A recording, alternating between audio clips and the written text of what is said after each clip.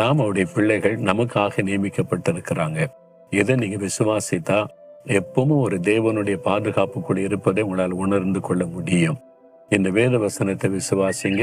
உங்களுக்கான தேவ தூதர்களை தேவன் கட்டளையிட்டு இருக்கிறார். அவர்கள் உங்களை பாதுகாத்து கொண்டே வர்றாங்க, இன்னும் பாதுகாப்பாங்க. ஆனா கர்த்தருக்கு பயந்து ஒரு வழியில நடக்கணும்.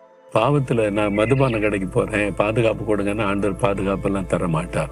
நான் திருட போறேன், லஞ்சம் வாங்க போறேன், இந்த ஏமாத்த போறேன், அவங்களுக்கெல்லாம் தேவன் பாதுகாப்பு தரவே மாட்டார். கர்த்தருக்கு பயந்து பொல்லாப்புக்கு விலகி நீதி நேர்மையா நடக்க ஒப்பு கொடுத்து வாழ்றவங்களுக்கு தான் இந்த பாதுகாப்பு. அதுக்கு அர்ப்பணித்துக் கொள்றீங்களா? அப்ப ஆண்டவர்கிட்ட சொல்லுங்க, ஆண்டவரே, எனக்காக நீ நியமித்திருக்கிற தேவ தூதர்களுக்காக ஸ்தோத்திரம். என்னை பாதுகாக்க எப்பவுமே என் கூட இருக்கிறாங்க. அது நீங்க எனக்கு கொடுத்த பாக்கியம், அதற்காக ஸ்தோத்திரம். இன்றைக்கும் இப்பொழுதும் என் கூட தேவ தூதர்கள் கூடவே இருக்கிறாங்க, என்னை பாதுகாக்கிறாங்க, என்னை சுற்றில பாளையம் இறங்கி இருக்கிறாங்க. அதற்காக ஸ்தோத்திரம், ஸ்தோத்திரம்.